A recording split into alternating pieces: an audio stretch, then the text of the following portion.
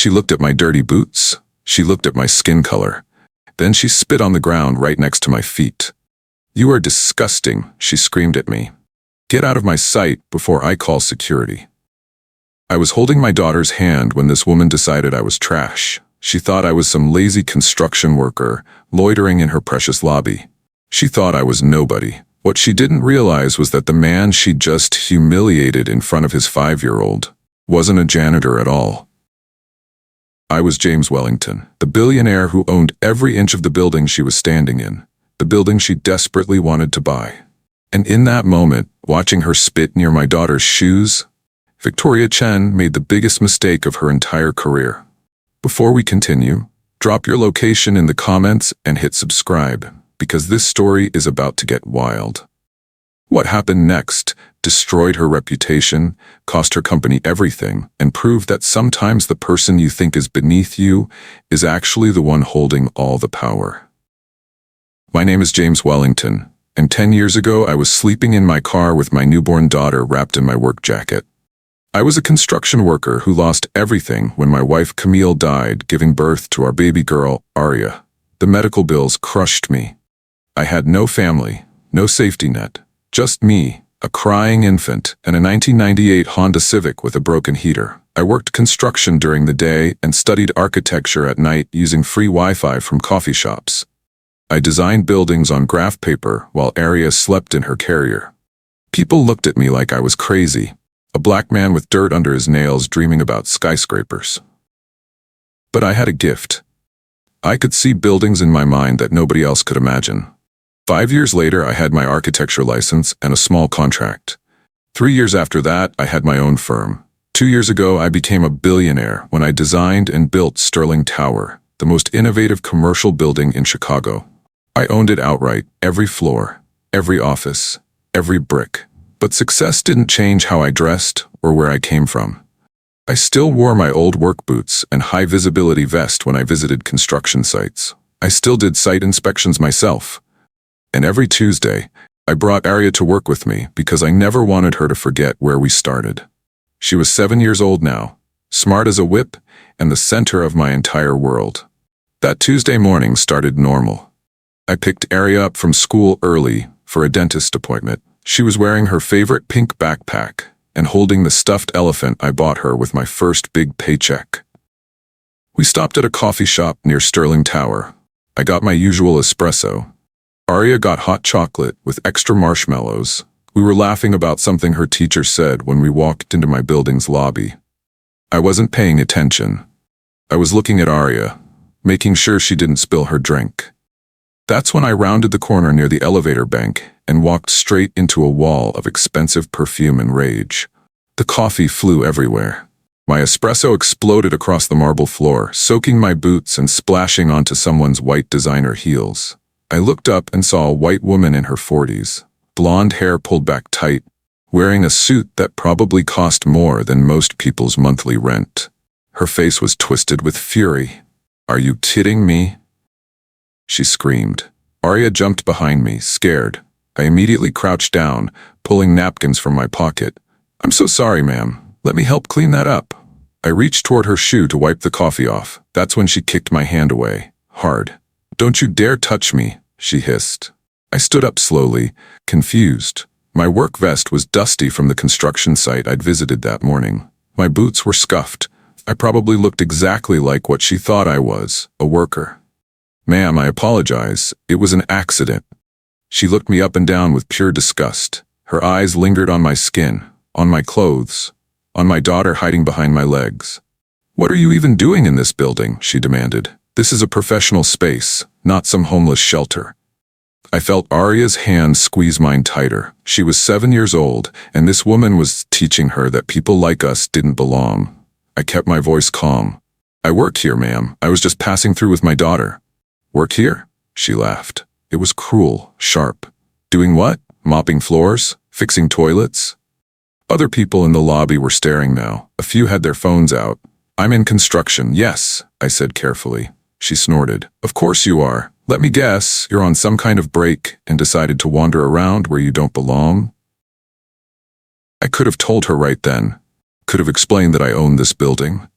that I designed every detail of the lobby she was standing in, that the marble she was so worried about was imported from Italy at my personal request. But I wanted to see how far she'd go. I wanted to know exactly who this woman was. "Ma'am, I have every right to be here," I said quietly. "Oh, do you?" She stepped closer, invading my space. "Let me tell you what I see. I see someone who looks like they just crawled out of a gutter. I see dirty clothes and scuffed boots in a building worth $200 million. I see someone who clearly doesn't understand boundaries." She pointed at Arya. "And you brought a child here? This is a workplace, not a daycare." That's when my daughter spoke. Her little voice shook, but she was brave. "My daddy works really hard," Arya said. "He's the best architect in the whole world." The woman's face twisted into something ugly. "Architect?" She actually laughed again. "Honey, people like your daddy don't become architects. They carry the architect's tools." I felt rage building in my chest. Not for me, for my daughter. For every black child who'd been told they couldn't dream big. For every person who'd been judged by their clothes instead of their character. But I kept my voice level. "Who are you?" She straightened her jacket like she was royalty. "I'm Victoria Chen, CEO of Apex Realty, and I'm here for a very important meeting about purchasing this building, a meeting that someone like you is delaying." Apex Realty. I knew that company. They'd been trying to buy Sterling Tower for 18 months. Sending offers, making calls, showing up unannounced. I'd rejected every single one. The building wasn't for sale, but they kept pushing, kept offering more money, kept assuming everything had a price. And now their CEO was standing in my lobby, spitting venom at me and my daughter. "You're here for a meeting?" I asked. "Yes, with the building's owner. Not that it's any of your business." She checked her watch. "I'm already late because of you. Now get out of my way before I call security and have you removed from property you have no business being on." I smiled. Not a friendly smile. The kind of smile that comes before a reckoning. "Security won't remove me, Miss Chen." "Oh, really? And why is that?" I pulled my phone from my pocket. I called my head of security, Bernard. He answered on the first ring. "Mr. Wellington, how can I help you?" "Bernard, I'm in the main lobby. Can you come down here, please, and bring 2 of your team?" "Of course, sir. Is everything all right?" "Just need you to handle something. Thank you." I hung up. Victoria was staring at me with confusion and growing irritation. What was that supposed to be? "You'll see." Within 90 seconds, Bernard appeared from the security office with 2 guards. Bernard was a former Marine, 6'4", built like a tank. He'd been with me since day one. He took one look at the scene, me in my dusty vest, Arya hiding behind me, Victoria standing there all entitled fury, coffee still on the floor, and his expression went carefully neutral. "Mr. Wellington," Bernard said, "there seems to be a misunderstanding." Victoria's face went pale, just slightly, like the first crack in expensive porcelain. "Mr. Wellington?" she repeated. Bernard gestured to me. "This is James Wellington, owner and CEO of Wellington Development Group. He owns this building, all 47 floors." The silence that followed was beautiful. Victoria's mouth opened, closed, opened again. No sound came out. Bernard continued, his voice professional and cold. "Mr. Wellington, would you like this individual removed from the property?" I looked at Victoria, really looked at her. Watched the panic spread across her face as her brain tried to catch up with reality. "Not yet," I said. "Miss Chen has a meeting scheduled, doesn't she?" Bernard checked his tablet. "Yes, sir. Apex Realty requested a meeting at 2 p.m. to discuss a purchase proposal. That's in 15 minutes. "Cancel it," I said. Victoria found her voice. It came out strangled. "Wait, please. I thought." "You thought what?" I asked. "That I was a janitor? A construction worker? Someone who didn't belong in my own building?" "I made a mistake," she stammered. Arya was peeking out from behind me now, watching this woman crumble. "You made several mistakes, Miss Chen. You judged me by my clothes, by my skin color. You insulted my daughter. You spit on the ground next to us like we were trash." "I'm sorry," Victoria said quickly. "I truly apologize. I was stressed, running late, and I overreacted." "You overreacted?" I kept my voice quiet. "Dangerous. You called me disgusting. You suggested I was homeless. You mocked my daughter's pride in her father. That's not stress. That's who you are when you think nobody's watching." Other people in the lobby had stopped pretending not to stare. Phones were definitely recording now. Victoria seemed to realize this. Her eyes darted to the cameras, to the phones, to Bernard's stone face. "Please," she said, "can we talk about this privately? I came here in good faith to discuss a business deal." "Good faith?" I almost laughed. "You came here to buy something that isn't for sale. I've told your company no 17 times, but you kept pushing, kept assuming money would change my mind. The offer we're prepared to make? I don't care about your offer." I gestured to the coffee staining the floor. "I care that you treated me like garbage in front of my daughter, in my own building." Victoria's face shifted from panic to calculation. I could see her trying to find an angle, a way to salvage this. "Mr. Wellington, I understand you're upset, but surely we can move past this. Business is business. I'm prepared to offer $450 million for Sterling Tower. That's significantly above market value." "You think this is about money?" she pressed on. $500 million. Final offer, plus a public apology for my behavior. We can put this behind us and— "Miss Chen?" I cut her off. "You still don't understand. This building is not for sale. It will never be for sale to you or your company. Not for $500 million. Not for $1 billion. Not for any amount." Her face went red. "That's absurd. Every building has a price." "Not this one. I built Sterling Tower from nothing. I slept in my car designing it. I changed how commercial buildings work in this city. It's my legacy, my daughter's future. And you think you can walk in here, insult us, and then throw money at it?" Bernard shifted his weight. Victoria noticed. "I have rights," she said, voice getting sharp again. "You can't just—" "I can," I said. "This is private property. My property." I turned to Bernard. "Please escort Miss Chen from the building. She's banned from the property effective immediately. If she returns, call the police for trespassing." "You can't do this." Victoria's composure shattered completely. "I'm a CEO. I have a reputation. You have no idea who you're dealing with." "I know exactly who I'm dealing with," I said. "Someone who sees a black man in work clothes and assumes he's beneath her. Someone who teaches children like my daughter that they don't belong. Someone who thinks money makes them better than other people." Bernard moved toward her. "Ma'am, please come with me." Victoria pulled out her phone. "I'm calling my lawyer. You'll be hearing from my legal team. This is discrimination." I almost laughed. "Discrimination? I have security footage of you spitting near me and my daughter. I have witnesses who heard you call me disgusting. I have your own words condemning you. Please, call your lawyer. I'd love to have that conversation in court."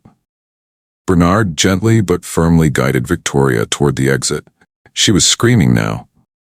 "This isn't over. You'll regret this. Do you know how much influence I have?"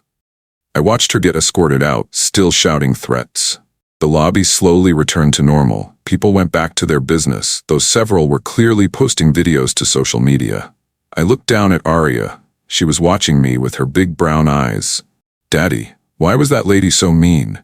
"Because some people judge others by what they look like instead of who they are," I said, kneeling down to her level. "That's wrong, isn't it?" "Very wrong, baby girl." "But you own this whole building?" "I do." "And she wanted to buy it?" "She did." Arya thought about this, then she smiled. "But you said no because it's ours. Because you built it for us." "That's right. Good." She hugged me tight. "I'm proud of you, Daddy." I felt tears sting my eyes. My daughter was proud of me. Not because I was rich, not because I owned a skyscraper, because I stood up for us, because I didn't let someone make her feel small. That was worth more than any amount of money Victoria Chen could ever offer. Bernard returned. "Mr. Wellington, she's off the property, but you should know she was filming and making calls the entire time." "Let her film," I said. "Truth is on our side." I took Arya to her dentist appointment. My phone started buzzing before we even got to the car. My assistant, Naomi, was calling. "James, what happened? Victoria Chen is on Twitter claiming you assaulted her and used your position to abuse a businesswoman. She's saying you're trying to silence her." I sighed. "Get our legal team ready. Pull all security footage from the lobby starting at 1:45 p.m. Make sure we have copies. Contact our PR firm. We're getting ahead of this." "Already on it.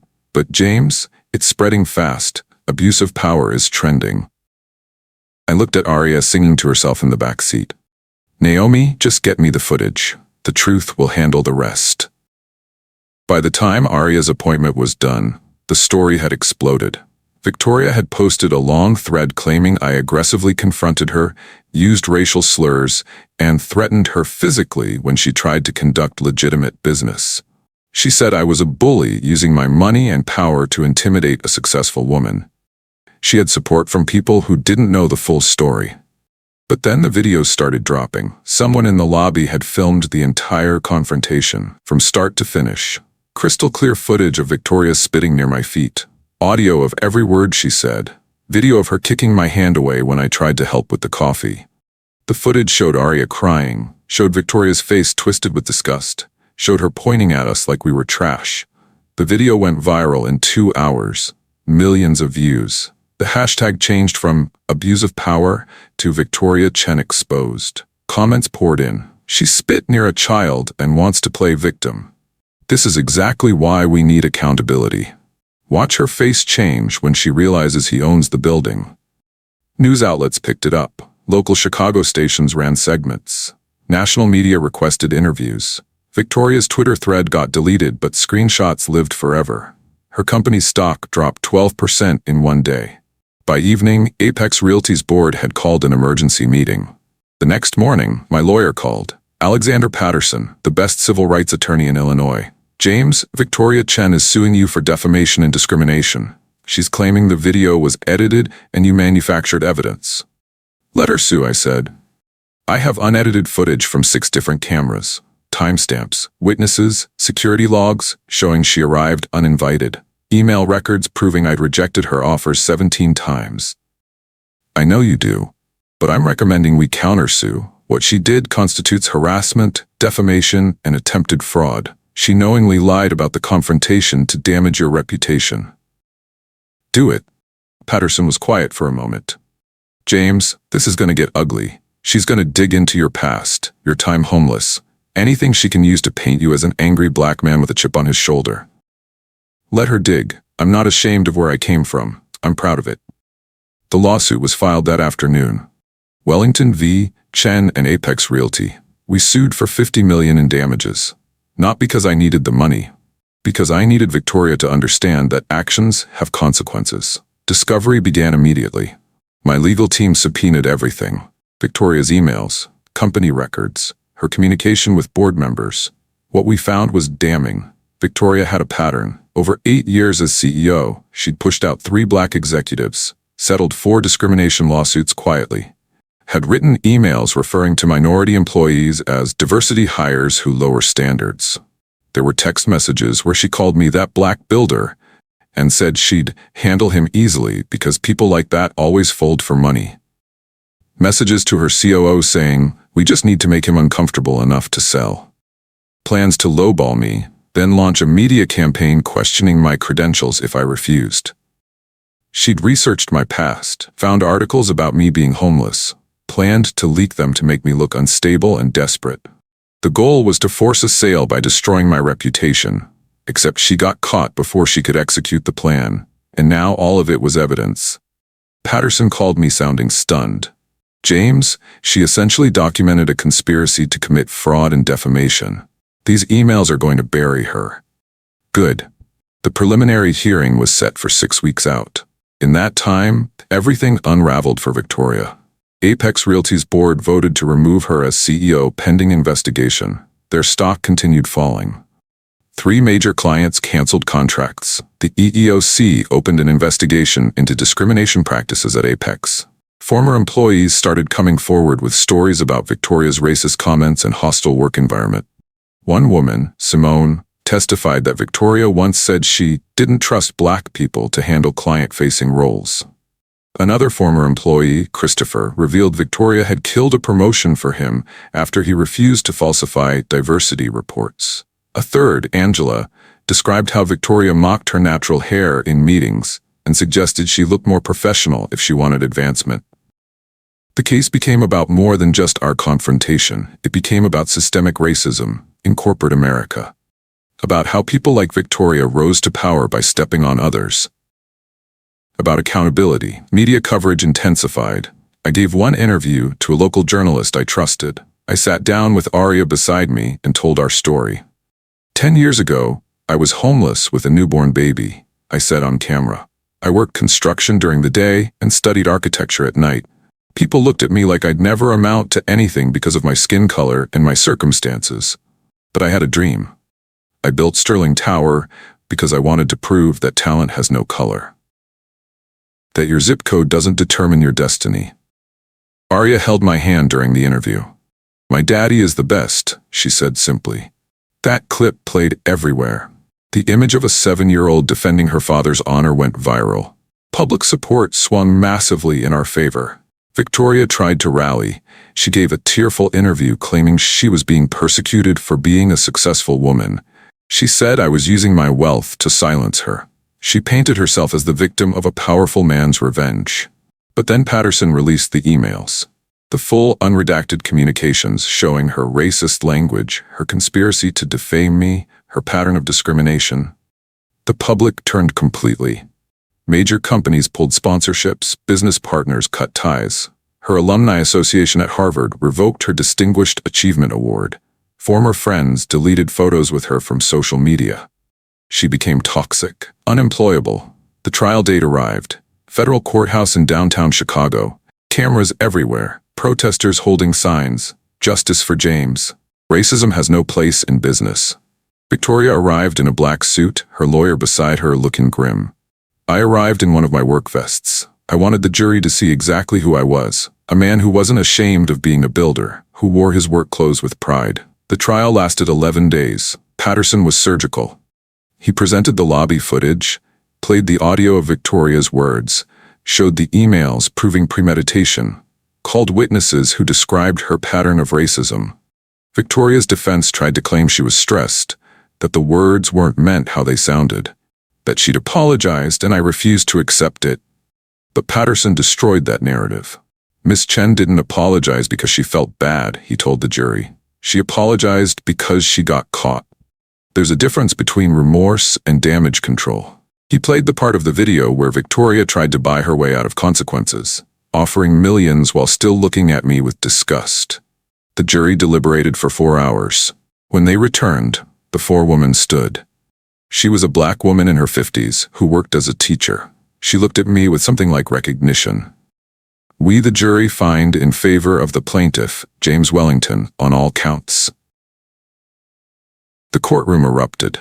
The jury awarded me $35 million, $10 million in compensatory damages, $25 million in punitive damages, specifically to punish Apex Realty's institutional racism. More importantly, the judge issued a consent decree requiring Apex to implement comprehensive anti-discrimination training, diversify their board, establish an independent review board for complaints, and submit to federal monitoring for 5 years. Victoria sat frozen as the verdict was read. Her career was over, her reputation destroyed, her company in ruins, all because she spit near a black man's feet and assumed he was nobody. After the trial, I held a press conference. Arya stood beside me again. Cameras flashed everywhere. This case was never about money, I said. It was about dignity. It was about teaching my daughter that she belongs anywhere her talent and work can take her. It was about proving that racism has consequences. A reporter asked, "What will you do with the $35 million?" "I'm donating all of it," I said. $10 million to a scholarship fund for children from homeless families studying architecture and engineering.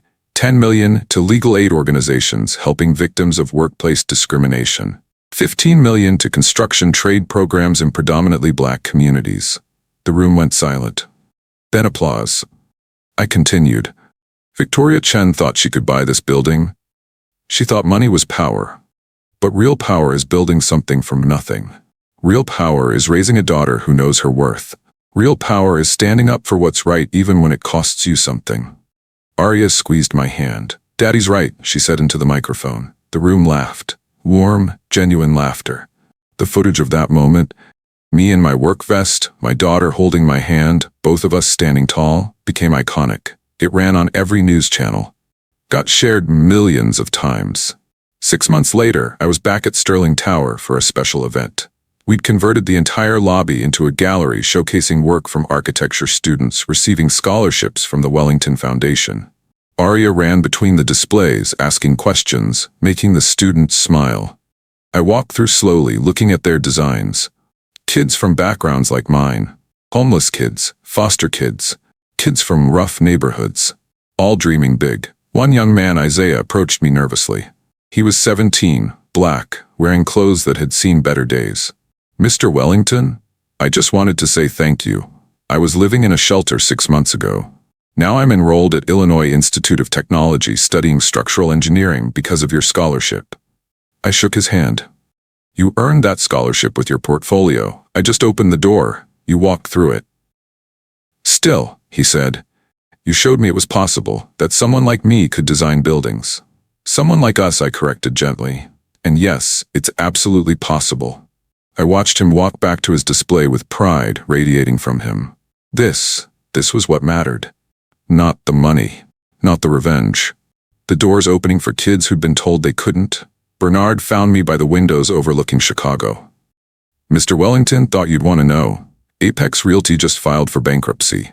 The board couldn't recover from the scandal." "And Victoria?" "Working as a consultant somewhere in Florida, small firm. Makes about $60,000 a year now. Lost her house, lost her cars, most of her friends." I nodded slowly. "I don't take pleasure in that. You're kinder than she deserves."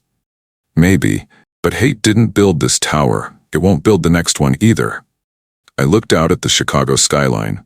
Somewhere out there, other kids like I was were sleeping in cars, dreaming impossible dreams.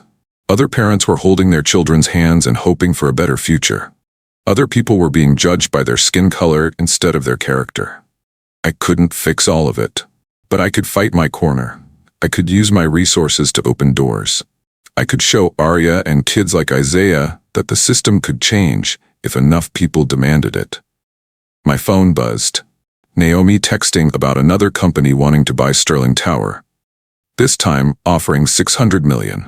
I deleted the message without responding. Some things aren't for sale. That evening, I took Arya to our favorite pizza place. The same place we used to go when money was tight and one pizza was a special treat. She got pepperoni. I got mushroom. We sat in our usual booth. "Daddy, people at school keep asking me about the lady who was mean to you," Arya said. "What do you tell them?" "That she learned a lesson, that you can't be mean to people just because they look different." "And what else?" She thought about it. "That my daddy is strong. Not because he's rich or owns buildings, because he's nice even when other people aren't." I felt my throat tighten with emotion. "You're the best thing I ever built, you know that?" "I know." She grinned. "Better than Sterling Tower?" "A million times better." We ate our pizza, talked about her school project, argued about whether pineapple belongs on pizza. Just a dad and his daughter sharing a meal. Later, walking back to the car, Arya said something that stuck with me. "Daddy, I'm glad that mean lady tried to be mean to you." "Why's that, baby?" "Because now other mean people know they can't win, and nice people know they can fight back." 7-year-old wisdom. Sometimes that's the most powerful kind. Today, Sterling Tower stands as a monument to resilience, to dreaming big when the world tells you to dream small, to building something that matters. Every Tuesday, I still wear my work vest and boots. I visit construction sites. I eat lunch with the crews. I shake hands with electricians and plumbers and carpenters who look like me and come from where I came from. And when their kids ask what I do, I tell them the truth. I build buildings, and I prove that where you start doesn't determine where you finish. Victoria Chen's story became a cautionary tale, a lesson about what happens when you judge people by their appearance, when you let racism guide your decisions, when you think money and power make you untouchable. My story became something else. Proof that one moment of standing up for yourself can change everything. That documentation matters. That knowing your worth is the most valuable thing you can teach your child.